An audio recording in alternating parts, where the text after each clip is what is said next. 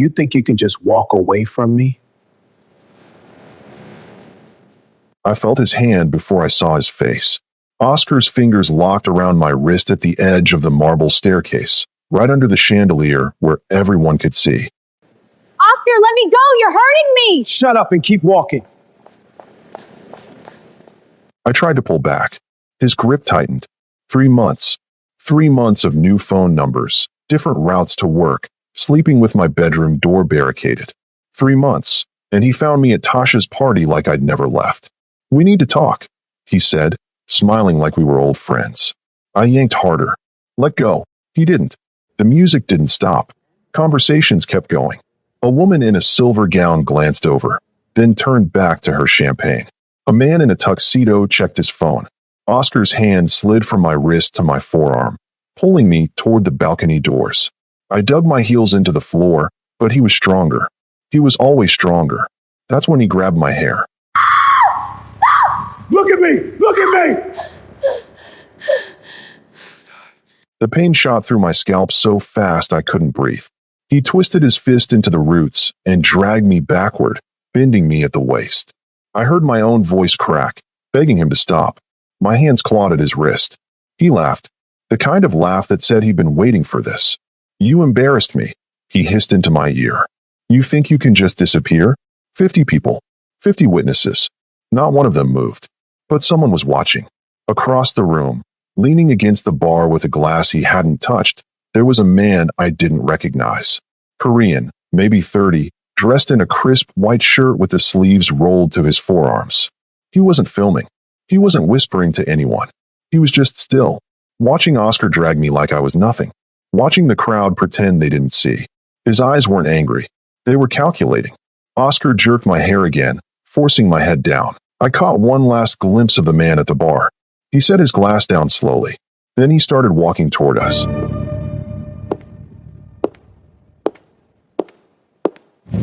No rush. No panic. Just footsteps that sounded too calm for what was happening. And when I looked up through the pain, I saw his hand move to the front of his jacket. He unbuttoned it. Once. The room went quiet. Who the hell are you? Back off, man. Everyone saw what Oscar was doing, but only one person decided it couldn't continue. If you've ever wondered what happens when someone finally steps in, hit that like button and subscribe. And drop your location and the time you're watching this in the comments. You'll want to see what comes next. Oscar didn't notice him at first. He was too busy twisting my hair tighter, pulling me closer to the balcony like he had somewhere private to finish what he started. My scalp burned. My knees buckled. I tried to stand, but every time I got my balance, he yanked me down again. The humiliation was worse than the pain. Everyone could see me bent over, helpless, begging a man who used to tell me he loved me. Then the footsteps stopped. 3 feet away, maybe less. Oscar froze. I felt it in his grip, the hesitation. He turned his head, still holding my hair, and looked at the man standing beside us. Up close, he was taller than I'd thought. His expression didn't change. He didn't raise his voice. He didn't even look at me. He looked at Oscar.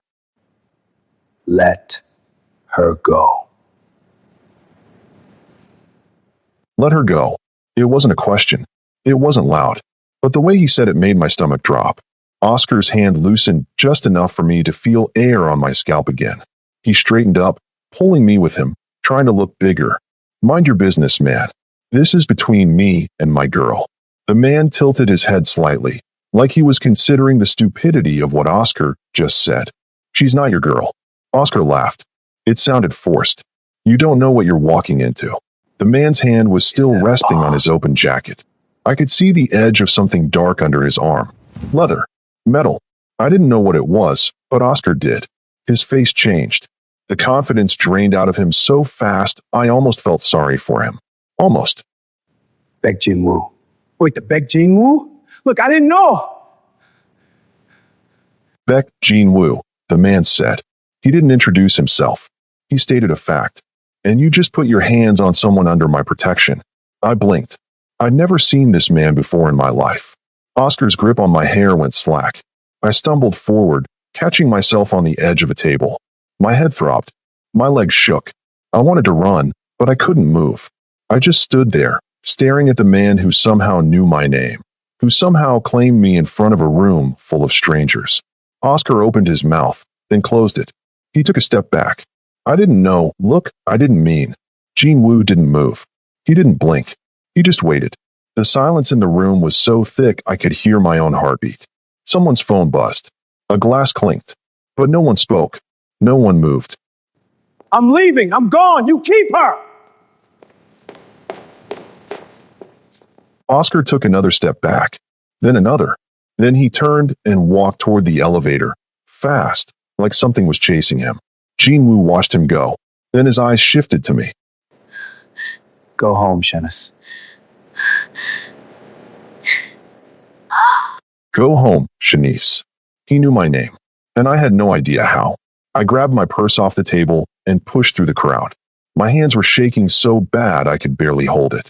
People stepped aside like I was contagious. No one asked if I was okay. No one offered to help. They just stared, then looked away, embarrassed they'd witnessed something they'd pretend tomorrow never happened. Tasha caught up with me at the elevator, her face pale. Shanice, what the hell just happened? Who was that guy? I don't know. My voice came out broken. I've never seen him before. But he knew your name. I pressed the button 3 more times like that would make the doors open faster. My scalp was still burning where Oscar had grabbed me. I could feel the spot where he'd ripped out a few strands. I wanted to cry, but I was too angry, too confused. Behind us, I heard Jin-Woo's voice again. Quiet. Controlled. If you follow her, if you call her, if you so much as think about her, I'll know. I turned around. Oscar was standing near the balcony doors, his face red, his hands clenched into fists like he wanted to do something, but couldn't. Jin-Woo was still 3 feet away from him. Still hadn't touched him. But Oscar looked terrified. And you won't like what happens next, Jin-Woo added. Oscar didn't respond. He just stood there, breathing hard, staring at the floor. The elevator doors finally opened. Tasha pulled me inside, and I watched Jin-Woo until the doors closed between us. He didn't look at me again. He just stood there, perfectly still, making sure Oscar understood. I didn't know who Baek Jin-Woo was. I didn't know why he protected me. But everyone else in that room knew exactly who he was, and they were terrified. If you want to find out what kind of man makes a room go silent just by unbuttoning his jacket, subscribe right now. And tell me in the comments, your city and what time you're watching this. You're going to need to see what he does next. He's gone, Shanice. You're safe. Am I? Tasha didn't say anything until we got to her car. Her hands were shaking on the steering wheel. Shanice, that man isn't normal. I know. No. I mean, she looked at me, her eyes wide. I've heard that name before. Baek Jin-Woo. My cousin's boyfriend does security for private events, and he told me about him once. He's connected. Like, seriously connected. The kind of people you don't cross. My chest tightened. What do you mean connected? She didn't answer right away. She just started the car and pulled out of the parking garage. I mean the kind of man who doesn't make threats he can't keep. The kind of man who doesn't need to raise his voice because everyone already knows what he's capable of. I stared out the window, watching the city lights blur past. My head was pounding. My body felt like it was still back in that room, bent over, helpless, with 50 people watching and doing nothing. But Jin-Woo had done something, and I didn't know if that made me safer or in more danger. How does he know me? I whispered. Tasha glanced over. I don't know. But Shanice, if he knows your name, that means he's been paying attention. And men like that don't pay attention to people for no reason. She dropped me off at my apartment 20 minutes later. I locked the door behind me, checked the windows, checked the locks again. I sat on the edge of my bed with my phone in my lap, staring at the screen. No missed calls. No texts from Oscar. Nothing. For the first time in 3 months, my phone was silent. But somehow, that felt worse. I didn't sleep that night. Every time I closed my eyes, I saw Oscar's hand in my hair. I felt the weight of the room ignoring me. I heard Jin-Woo's voice. Calm. Final. Like he was reading Oscar's obituary before he was dead. By the time the sun came up, I'd packed a bag. Clothes, documents, cash. Everything I'd need to disappear again. I'd done it before. I could do it again. But this time felt different. This time, I wasn't just running from Oscar. I was running from a man who knew my name, who'd stepped in like he had the right to, who'd claimed me in front of everyone without asking. I made coffee I didn't drink. I checked my phone every 5 minutes. Nothing. No calls. No texts. Oscar's silence should have been a relief, but it wasn't. It felt like the quiet before something broke. At 9, my phone rang. Unknown number. I stared at it, my heart hammering in my chest. It rang twice. 3 times. I almost let it go to voicemail. Then I answered. Shanice. Jean Woo's voice. No greeting. Just my name. Like he'd been expecting me to pick up. How did you get this number? I've had it for a while. My stomach twisted. What does that mean? It means you're safe. Oscar won't bother you again. I stood up, pacing across my tiny apartment. What did you do to him? Nothing he didn't deserve. He paused. But that's not why I'm calling. I waited. My hands were shaking again. You need to understand something, he said. Last night wasn't random. I was there because I needed to see if you were worth the risk. My breath caught. What are you talking about? His voice dropped lower. Your ex has debts, Shanice. Dangerous ones. He borrowed money from people I do business with. And when he couldn't pay, he offered collateral. I felt the floor tilt under me. What kind of collateral? You. The word hung in the air between us like poison. He what? Jean Woo's voice stayed even. Oscar tried to sell you to cover his debts. He told them you were his, that he could deliver you whenever they wanted. He gave them your address, your work schedule, photos, everything. I couldn't breathe. The room started spinning. I sat down hard on the edge of my bed. The phone pressed so tight against my ear it hurt. That's not. My voice cracked. That's not possible. It's already done, he said. The contract was signed 2 weeks ago. He was waiting for the right time to hand you over. That party last night. That wasn't about getting you back. That was about proving to them he still had control over you. My hands went numb. 2 weeks ago, I thought I was safe. I thought changing my number and moving across town was enough. I thought Oscar was just bitter, not dangerous. I was wrong. Why are you telling me this? I whispered. Because I bought the contract. The words didn't make sense at first. You what? I paid your debt. All of it. You're not theirs anymore. He paused. You're mine to protect now. I wanted to scream. I wanted to throw the phone across the room. I'm not something you can buy. No, he agreed. You're not. But in their world, you were. And if I hadn't stepped in, you'd be gone by now. They don't negotiate. They don't give second chances. They take what they're owed, and they don't care how. Tears burned my eyes. I didn't ask for this. I know. His voice softened, just barely. But you needed it. I saw the way you looked at him last night. You thought you'd escaped. You didn't know he'd already sold you. So I made sure you'd never have to find out the hard way. I couldn't speak. I couldn't think. Everything I thought I knew about the last 3 months was a lie. Oscar hadn't been trying to win me back. He'd been setting me up. There's a car downstairs, Jean Woo said. Driver's name is Juan.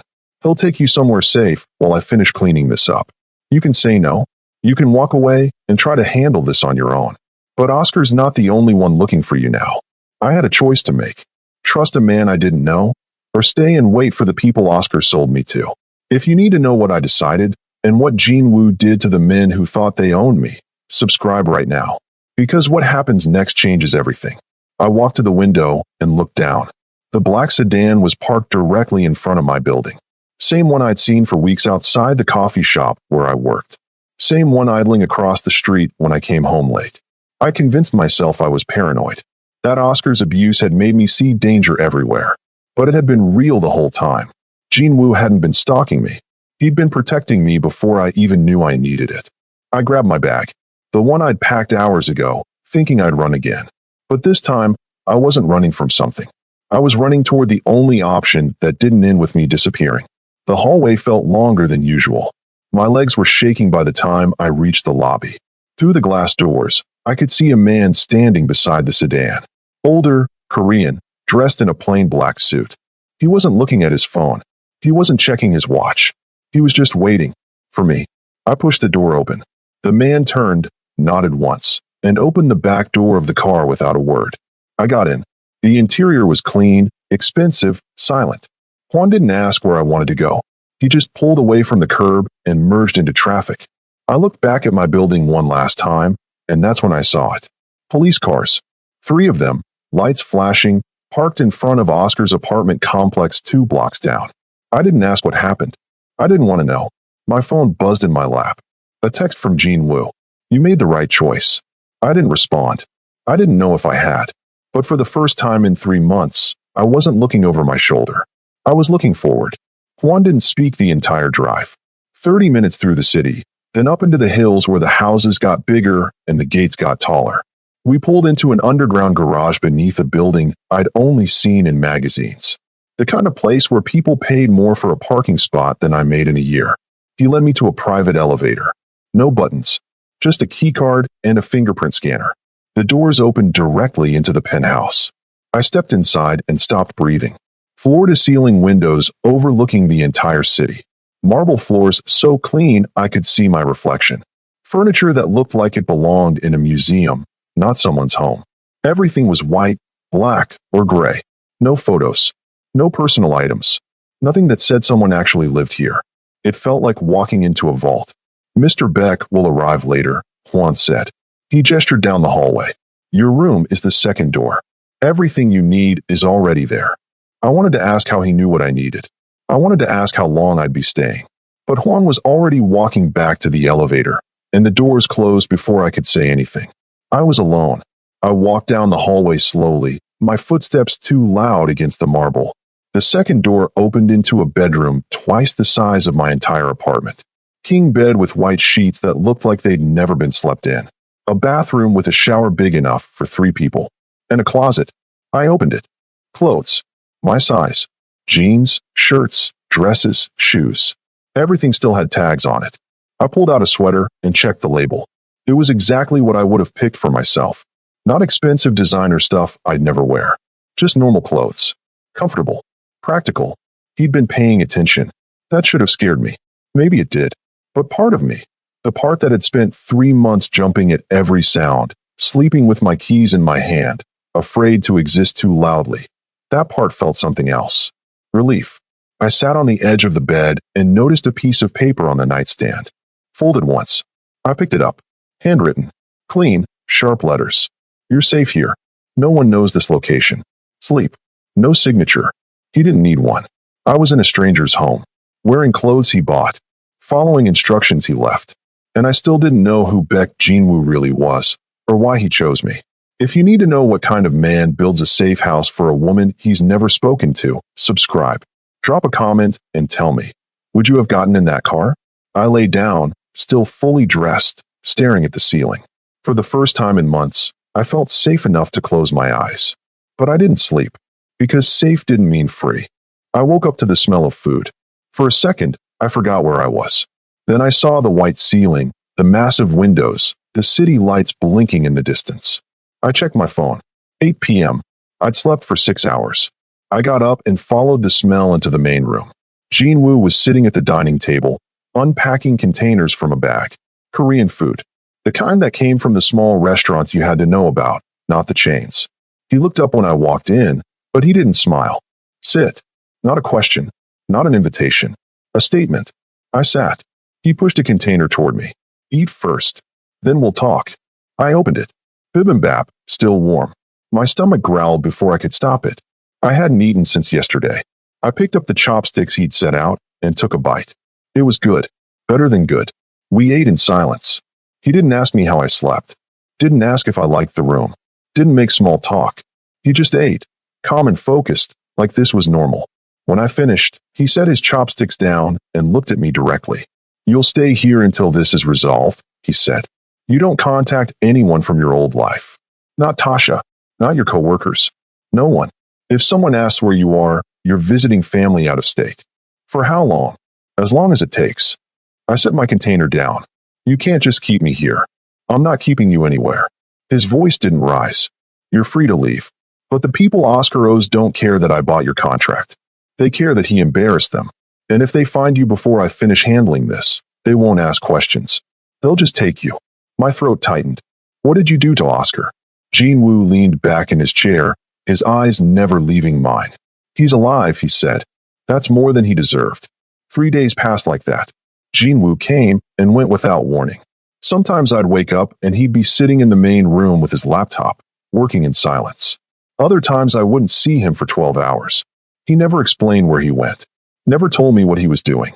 But I knew it had something to do with Oscar. On the 4th night, I couldn't sleep. I walked out into the main room around 2 a.m. and found Jin Woo standing by the windows, staring out at the city. He was still dressed, shirt sleeves rolled up, tie loose around his neck. He looked tired. He didn't turn around when I walked in, but he knew I was there. "Can't sleep?" he asked. "Not really." He nodded, like he understood. We stood there in silence for a while. Then he turned slightly, and his eyes dropped to my collarbone, to the thin, jagged scar that ran along the edge of my shoulder. The one Oscar gave me 6 months ago when he shoved me into the corner of a table. I'd forgotten it was visible. The nightshirt I was wearing had a wide neckline. Jin Woo's jaw tightened. Just barely. But I saw it. That won't happen again. It wasn't a promise. It was a fact. The way he said it, calm, absolute, made my chest tighten. "You don't know that," I said quietly. He looked at me then. Really looked at me. "Yes, I do." He didn't ask how I got the scar. Didn't ask if Oscar did it. He already knew. He'd probably known before he ever stepped in at that party. He turned back to the window without another word. I went back to my room, but I didn't sleep, because I realized something that scared me more than Oscar ever had. Jin Woo wasn't protecting me out of duty. He was protecting me because he'd already decided I was his. I woke up to shouting. Not loud, not chaotic, but sharp enough to pull me out of sleep. I sat up, my heart already racing, and listened. Jin Woo's voice. Low, controlled, but with an edge I hadn't heard before. He was on the phone in the main room. I crept to the door and pressed my ear against it. "They don't get to renegotiate," Jin Woo said. "The contract was paid in full. If they have a problem with that, they can take it up with me directly." Silence. Then his voice dropped even lower. "I don't care what precedent it sets. She's not available. Not to them. Not to anyone." My stomach twisted. I knew who he was talking about. I opened the door slowly. Jin Woo was standing by the windows again, phone pressed to his ear, his free hand curled into a fist at his side. He saw me, but didn't stop talking. 2 days, he said. "I'll meet them in 2 days. Alone. And if they come here, if they even think about coming here, I'll make sure they regret it." He ended the call and stood there for a moment, not moving. Then he turned to me. "You weren't supposed to hear that. Who were you talking to?" He hesitated. That scared me more than anything. Jin Woo didn't hesitate. "The people Oscar borrowed from," he finally said. "They're not accepting the payment. They want proof that you're no longer available as collateral. Or they want me to pay double." "How much is double?" "More than you need to worry about." I stepped closer. "Jin Woo, I can't let you. You're not letting me do anything." His voice was firm. "This was my choice. And I'll handle it." "How?" He looked at me for a long moment. Then he walked past me toward the door. "By making sure they understand that touching you means going through me." The door closed behind him before I could respond. Jin Woo told me to stay in the penthouse. He left with Juan the next evening. Didn't say where he was going, just that he'd be back before midnight. I nodded. Agreed. Watched him leave. Then I went looking for answers. I found his coat draped over the back of a chair. Inside the pocket, a phone, not his main one. A burner, maybe. And clipped to the lining, a small black device I recognized from a crime show I'd watched months ago. A tracker. I didn't think. I just opened the app on my own phone and followed the signal. 20 minutes later, I was standing outside a warehouse on the edge of the industrial district. The kind of place where no one asked questions and security cameras didn't work. I parked a block away and walked, keeping to the shadows. Through a broken window on the side of the building, I could see them.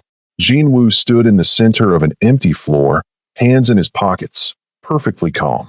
Juan was behind him, arms crossed, watching the 2 men across from them. They were older, thick-built, wearing suits that didn't fit right. One of them was holding a folder. I couldn't hear what they were saying, but I saw Jin Woo pull out a piece of paper and hand it to the man with the folder. The man looked at it, then shook his head. He said something sharp, dismissive. Jin Woo didn't react. The man kept talking, gesturing at the paper, then pointing at Jin Woo like he was making a threat. The other man laughed. Jin Woo just stood there, waiting. Then the first man said something that made Jin Woo's posture shift. It was small, just a straightening of his shoulders. But I felt it from where I was standing. He reached up slowly and unfastened the button on his jacket. The room changed. The 2 men stopped talking. The one holding the folder took a step back. Juan didn't move, but his hand went to his side.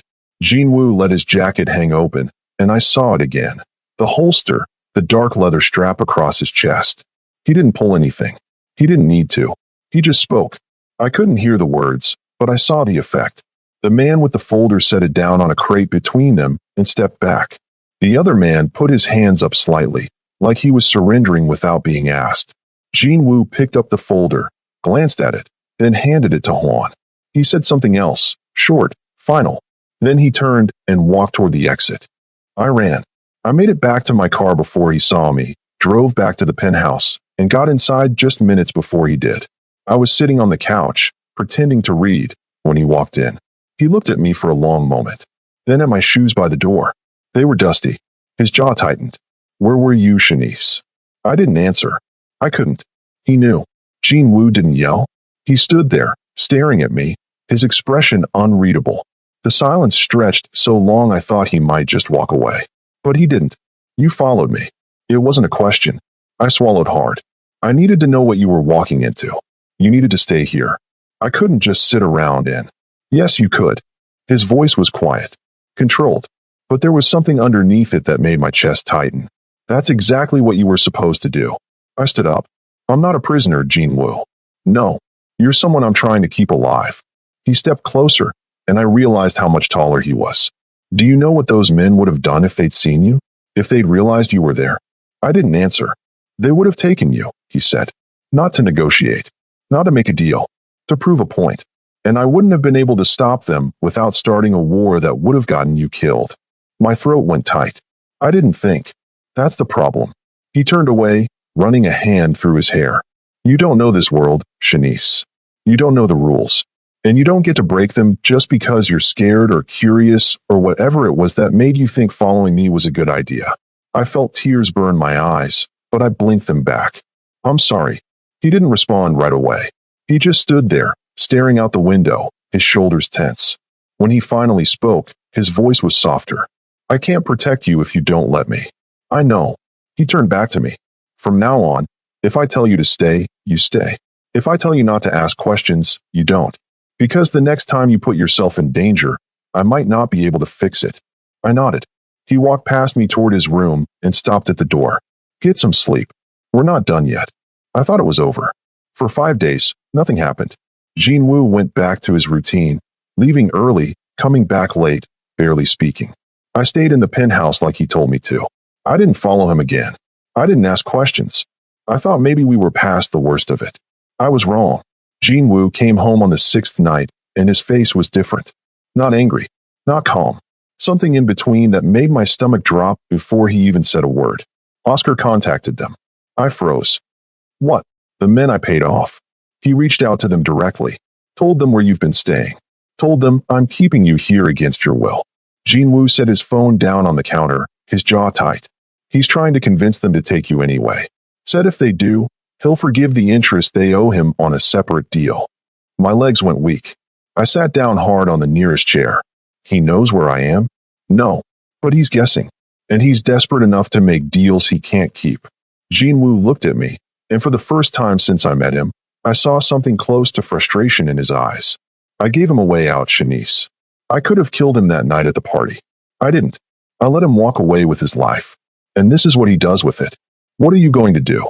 He didn't answer right away. He just stood there, hands braced against the counter, staring at nothing. I'm going to finish this. The way he said it made my chest tighten. Jin-Woo. He's not going to stop. His voice was quiet. Final. As long as he's alive, he's going to keep coming after you. Keep making deals. Keep putting you in danger. I thought scaring him would be enough. It's not. I felt tears burn my eyes, but I didn't let them fall. You're going to kill him. He looked at me then. Really looked at me. Would that bother you? I opened my mouth. Closed it. I didn't know what to say. Oscar had sold me. He'd dragged me by my hair in front of 50 people. He'd spent months terrorizing me, controlling me, breaking me down piece by piece. And even after Jin-Woo gave him a chance to disappear, he came back. He'd always come back. No, I whispered. It wouldn't. Jin-Woo's expression didn't change, but something shifted in his eyes. Understanding. Maybe respect. Then trust me to handle it. Some people don't deserve second chances. If you think Oscar's got what's coming to him, hit subscribe. And drop a comment. Tell me what you would do if someone kept coming after the person you were protecting. Because what happens next is permanent. Jinwoo left that night and didn't come back until morning. I didn't sleep. I sat on the couch, staring at the door, waiting. Every sound made me jump. Every car that passed outside made my heart race. I checked my phone every 5 minutes, but there were no calls, no texts, nothing. When the door finally opened, Jinwoo walked in like nothing had happened. His clothes were clean. His hands were clean. He didn't look tired. He didn't look guilty. He just looked like himself. "It's done," he said. I stood up slowly. "Is he? He's alive." Jinwoo set his keys on the counter. "But he's in a hospital. And by the time he gets out, he'll be in prison." "For what?" "Fraud. Assault. Witness tampering. I made sure the charge is stuck this time." He looked at me. "He won't be able to hurt you again, Shanice. Not for a long time." I felt something break loose in my chest. Relief. Grief. I wasn't sure which. "What did you do to him?" I asked quietly. Jinwoo's expression didn't change. "What needed to be done? That's all you need to know." I nodded. Because he was right. I didn't want the details. I didn't want to know how many people it took or what Jinwoo had to promise to make it happen. I just wanted Oscar gone. And now he was. Jinwoo walked past me toward his room, then stopped. "You're free now. Oscar's not coming back. The debt's cleared. You can leave if you want." I stared at him. What if I don't want to leave? He turned, and for the first time, I saw something softer in his eyes. "Then don't." 3 weeks later, Jinwoo asked me to go somewhere with him. Not told. Asked. "There's a gathering tonight," he said. "Private. Some of my associates. I want you there." I looked up from the book I wasn't really reading. "Why?" "Because it's time people knew where you stand." My heart skipped. "Where do I stand?" He held my gaze. With me. The gathering was at the same penthouse where the party had been. Where Oscar grabbed me. Where Jinwoo unbuttoned his jacket and changed everything. I almost said no. Almost told Jinwoo I couldn't go back there. But then I realized that's exactly why he was taking me. To prove Oscar didn't own that space anymore. To prove I wasn't afraid.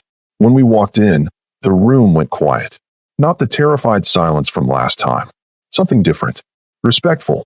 Curious. Jinwoo's hand rested lightly on my lower back as he guided me through the crowd. People nodded at him. A few greeted me by name. I didn't know them, but they knew me.